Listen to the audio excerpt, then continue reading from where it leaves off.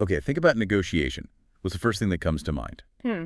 Probably like a big boardroom meeting, right? Yeah. Or maybe some tense movie scene. Exactly, high-stakes stuff. But here's the thing, you're actually negotiating, well, all the time, probably without even noticing it. That's so true. Like getting a better deal online or even just deciding where to go for dinner with friends. It's But constant. it's just part of how we interact. And that really tees up why this deep dive today is, I think, going to be super valuable for everyone listening. Hmm. We're going to unpack insights from someone who operated in the most intense negotiation settings possible, but his wisdom, it's incredibly practical for those everyday chats, too. Totally. We are diving deep into Never Split the Difference, Negotiating as If Your Life Depended on It by Chris Voss. Ah, Chris Voss, yeah. Now, this guy isn't your, typical business school negotiation expert. He's a former FBI hostage negotiator. Yeah, that's a whole different level. We're talking about someone who went from being a beat cop in Kansas City to facing off against, like, mercenaries, terrorists, serious criminals. Wow. And then get this, after all that, he ends up teaching negotiation at Harvard Law School. That's quite the career path, from the streets to Harvard Law. It really is. And what's so powerful about Voss's story, I think, is it shows that negotiation, at its heart, is really about understanding people, human behavior. Yes. Doesn't matter if it's hostages or your colleague, the basic ways people think and feel, they're pretty consistent. Okay, so let's connect the dots for everyone listening. Why should you care about FBI hostage tactics? Good question. Well, Voss basically took everything he learned in those pressure cooker situations and boiled it down into strategies that, surprisingly, work for your everyday negotiations. And they're field tested, right? Not So, just theory. exactly. Proven when lives were literally on the line. Hmm. And he shows how you can use those same ideas to, genuinely connect with people, see their side, and get what you need, all while actually making the relationship stronger. That's the key part, I think. It's not about manipulation in a negative sense. It's about building understanding and trust to influence effectively. So what are we going to get into specifically in this deep dive? We'll hit some core Voss techniques, Okay. like the power of asking certain kinds of questions, the ones that really make people pause. Uh-huh. The calibrated ones. Yeah. And the huge role emotions play, whether we admit it or not. Plus, maybe surprisingly, why being okay with hearing no is actually a good thing. A really good thing. And we'll also touch on how Voss looks at fairness, that tricky word in negotiations, and how you can kind of shape that perception. That's interesting. And crucially, his methods for digging up hidden info, the stuff you don't even know you're missing but could totally change the game. Okay, great. So let's jump back to Voss landing at Harvard Law. This is where things get really fascinating. Right, because he'd only recently wondered if these FBI tactics would even work on, quote, normal humans. Yeah. Yeah. And then boom, 2006, he's enrolled in Harvard Law's winter negotiation course. Imagine that scene. Yeah, the former cop surrounded by all these super bright law and business students. He called himself the smartest dumb guy in the room, but he was basically testing his street smarts against the academic elite. Which takes guts, but also shows he believed in what he knew. And what he found out was, well, pretty huge. These FBI techniques, the ones born from hostage crises, they weren't just for criminals. They worked on the Harvard kids. They worked amazingly well on these normal humans, in their mock negotiations. Which just goes to show, right? Human psychology, the basic drives, wanting to be heard, fearing loss, it's pretty universal. Totally. There's this great story in the book about a negotiation exercise with a student, Andy. Voss just used his questioning style. The open-ended questions. Yeah, repeating the same 3 or 4, not aggressively, just making Andy think differently. And afterwards, the instructor, Sheila Heen, she's a big deal in negotiation herself. She was kind of blown away by how well Voss did. And she noticed something specific, right? About how he asked questions. Yeah. She said it almost sounded like Voss was saying no, but without actually saying no. It was subtle. That passive resistance through questions. He held his passive-aggressive approach, but not, like, in a bad way. He wasn't attacking Andy's points directly. Just nudging him to reconsider. Exactly. And Andy apparently had this moment later, like, whoa, that's what he was doing. I totally missed it. That's the power of it, right? Guiding someone without making them defensive. And the big lesson from Harvard for Voss. These FBI skills weren't just for emergencies. They were keys to, well, better human interactions everywhere. Profit, relationships, everything. Yeah, it really challenged that old idea that negotiation is purely logical, purely rational. Voss proved the psychological, the emotional side is critical, even in business-like settings. Okay, so let's rewind a bit. To understand why the FBI even got so deep into negotiation psychology, we got to look back at the early 70s. Yeah. Airline hijackings were like a regular thing then. It was a really volatile time globally, yeah. And law enforcement was kind of scrambling for answers on how to handle these incredibly dangerous situations. Voss mentions one case in particular, Jacksonville, Florida, 1971. A guy named George Giff Jr. hijacked a plane. And it ended tragically. Horribly. Giffey killed 2 hostages, his wife and the pilot, and then himself. Just awful. And that incident became a real catalyst for change, because the blame wasn't just put on the hijacker. The FBI's actions came under serious review. Exactly. 2 hostages had actually convinced Giffey to let them go during refueling. They were off the plane. Oh, okay. Then the FBI decided to shoot out the plane's engine. Oh, wow. Right. Really? And that seems to be what pushed Giff over the edge, A tactical move that backfired catastrophically. It forced a major rethink. which led directly to this landmark court case in 1975, Downs v. United States. The court basically said the FBI messed up. They found them negligent. Yeah, they said there was a better-suited alternative, and crucially, that a reasonable attempt at negotiations must be made prior to a tactical intervention. That is a massive shift. It basically mandated negotiation. Huge. It moved communication and de-escalation from an option to a requirement. So while the FBI is learning this the hard way, you've got academics looking at human decision-making from another angle. Right. Enter behavioral economics, Amos Tversky and Daniel Kahneman at the University of Chicago. Game changers. Their work basically flipped traditional economics on its head. How so? Well, economics always assumed people are rational actors, right? Making logical choices purely out of self-interest. Yeah, the rational man idea. Tversky and Kahneman showed pretty definitively that we're not always rational. Kahneman won a Nobel for this. Our emotions get involved, our biases. Exactly. As Kahneman put it, it's obvious people aren't perfectly logical or purely self-serving. What we like and dislike changes. Our thinking has these built-in glitches, these cognitive biases they found over 150. Wow. And Voss pulls out a few key ones for negotiation in the book, like the framing effect, how you present something, changes how we react. Uh-huh. And prospect theory, why we take weird risks when facing losses. And the big one, loss aversion. Ah, yeah. Loss aversion is huge. The pain of losing something feels way stronger than the pleasure of gaining the same thing. We hate losing more than we like winning. Pretty much. We're wired to avoid loss. And Voss's point is, if you walk into a negotiation thinking everyone's just going to be logical, you're missing half the picture. You're flying blind emotionally. He says it's like trying to make an omelet without knowing you need to crack eggs. Yeah. You skipped a vital step if you ignore emotions. Yeah, your logic can be perfect, your data solid, but if you don't get the emotional climate, you're at a disadvantage. And realizing this, realizing emotions weren't just noise but central, that really shifted FBI tactics. They'd initially use stuff from Getting to Yes, which had good ideas, like BATNA. Your best alternative to a negotiated agreement. Yeah, valuable stuff. A classic book, very influential, focused on cooperation, win-win solutions. But Voss saw its limits, especially in hostage situations. After things went badly at Ruby Ridge and Waco, Yeah, those were tough. it was clear that trying to find a rational win-win with someone who, say, thinks they're the Messiah, it just wasn't going to work. The assumptions didn't hold up in those extreme high-trust deficit situations. So this leads to the core of Voss's method, tactical empathy. Right. And it's not just being nice. No. Mm. He calls it listening as a martial art. It's balancing emotional intelligence with, like, assertive influence skills. To get inside someone's head, basically. Understand their perspective, their feelings. It's active listening on steroids. Yeah. Paying attention not just to words, but the feelings behind the words. And science backs this up, right? Psychotherapy research shows when people feel truly heard. Yeah, they actually calm down. They become more willing to listen to themselves, evaluate their own stance, even consider other views. It dials down the defensiveness.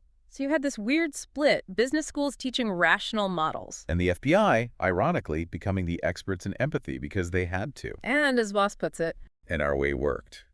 Their emotionally intelligent approach got results in the toughest spots. which brings it back to us, the listeners. You might not be dealing with kidnappers. Hopefully not. But Voss argues, life is negotiation. Anytime you're trying to influence someone, Reach an agreement. It's negotiation. Hmm. Getting a raise, buying a car, even getting your kids to bed. Exactly. And these hostage negotiation principles, they offer a surprisingly powerful toolkit for all of it. It's about understanding people to navigate those conversations better. Gaining that edge, connecting deeply, influencing effectively, and doing it in a way that actually strengthens the relationship. Okay, foundation laid. Let's get into the tools. First up, mirroring. Mirroring. Sounds a bit weird, maybe. A little, but Voss swears by it. Yeah. It's basically repeating the last few words someone said. Like just the last 1 to 3 words. It's a kind of imitation, technically called isopraxism. And it taps into something deep, right? This instinct we have, even animals have it, to copy each other to build connection. It signals we're in sync. Often happens unconsciously. You don't even realize you're doing it. But it builds trust fast. It's like your mirror neurons are firing, saying, I get you. It's a way to show you're listening without having to say, I'm listening. And it encourages them to keep talking, explain more. Right. Keep elaborating. Voss calls it magic or a Jedi mind trick because it lets you gently push back or disagree without being confrontational. Think about that workplace example. Your boss comes in, let's make 2 copies of all the paperwork. Instead of arguing why, you just mirror. 2 copies with maybe a slight questioning tone. Yeah, the implied question is, help me understand. And what happens? The boss pauses, rethinks. Actually, just put them in my office. For now, just make 2 digital backups. Boom. Avoided unnecessary work, no big conflict. It just prompted reflection. Subtle but powerful. It doesn't attack, just reflects. All right, next tool. Labeling. Labeling. This is about spotting the emotion behind what someone's saying or doing and then just naming it. Like it seems like you're frustrated or it sounds like you feel unheard. Yeah. You're looking past the surface behavior. Maybe they seem angry or resistant and trying to get at the underlying feeling. Fear, insecurity, feeling disrespected. And the goal is first to diffuse negative emotions. Just acknowledging how someone feels can take the heat out of it. Right. Make them feel safer. Absolutely. Think about when you've been upset and someone just says, wow, you sound really angry. Doesn't it sometimes just take the edge off? Totally. Like that cranky grandfather analogy. He's grumbling, but maybe the label is, it seems like you're feeling a bit lonely. Addressing that is way more effective. And Voss says anger especially is toxic for negotiation. It clouds judgment. Labeling it, you seem upset, helps diffuse it. The Washington Redskins ticket sale story is a great example. Their first approach to collect overdue payments was aggressive. All about the team's needs, yeah. You owe us money. And it bombed. Because it ignored the fact that maybe fans were struggling financially. Right. But when they changed the script to label that potential stress, we know times are tough, it sounds like finances might be tight. Suddenly, people responded. They could work out payment plans. They rebuilt trust by acknowledging the fans' reality. It's about clearing that emotional static first. Labeling negatives interrupts that fight-or-flight brain reaction. Creates safety. Allows logic back in. You got to acknowledge the elephant in the room, those unspoken fears stopping progress. Labeling brings it out into the open. Okay, then there's the accusation audit. This one feels weird at first. Yeah, it's definitely counterintuitive. You basically list all the bad things the other side might be thinking or saying about you, and you say them first. Like you probably think we're disorganized, or you might feel like we haven't delivered. Exactly. The idea is to preempt their criticisms, take the sting out of them by showing you're aware and not afraid to own potential negatives. It clears the air, makes them feel understood, even if the thoughts aren't great for you. Voss uses that intense 60 seconds or she dies exercise. To hammer home how fast you need to build trust sometimes. Yeah, and the accusation audit does that.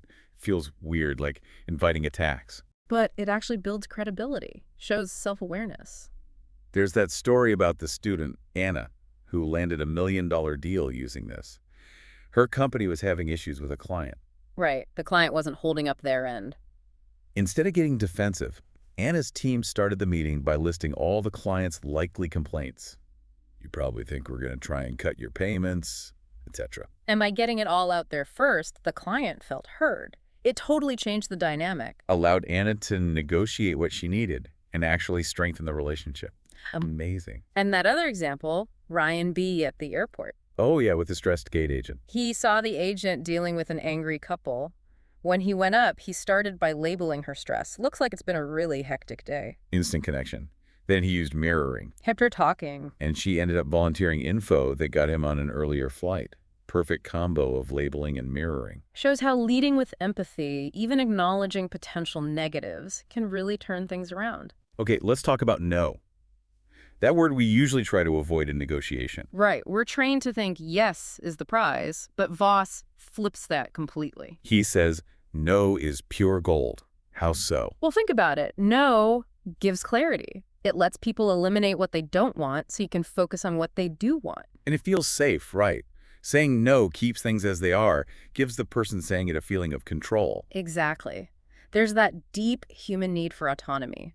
Giving someone permission to say no actually calms them down, makes them more receptive later. So asking questions designed to get a no can be smart. Yeah, instead of, got a minute, try it, is now a bad time to talk. If they say, yes, it is a bad time, you respected their time. If they say, no, it's not a bad time, you've got their attention. Voss credits his colleague Marti Ebelsizer for really driving this home for him.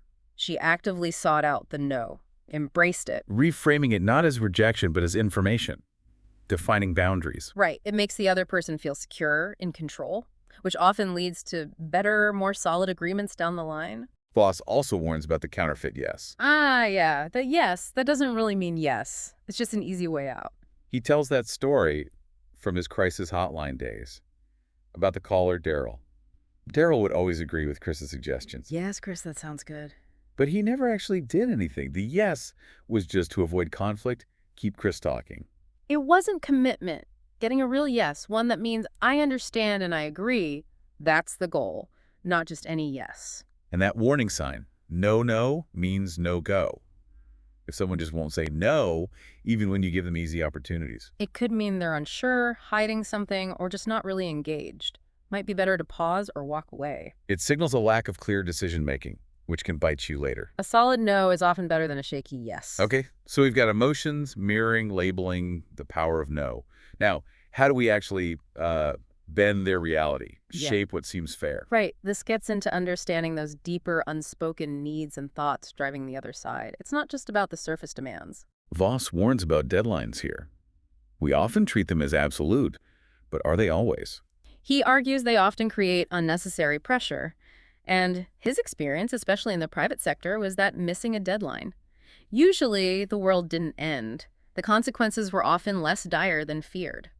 So don't let deadlines panic you into a bad deal. They can sometimes be flexible. And interestingly, sometimes revealing your deadline can actually help. Really? How? Research suggests it can reduce the chance of impasse, maybe even speed things up, signals transparency, encourages focus. Huh. Okay. Then there's the F word. Fair, yeah? Such a loaded term. People throw it around defensively, right? We just want what's fair. It's often used to put you on the back foot, make you feel obligated to concede something. So how do you respond? Voss says don't just offer something. Right. Ask them to explain. Help me understand how we're treating you unfairly. Make them articulate it. Often reveals the real issue. Then there's anchoring, setting that initial benchmark. Voss suggests emotionally anchoring before you talk money. Like preparing them that the offer might not be what they hope for.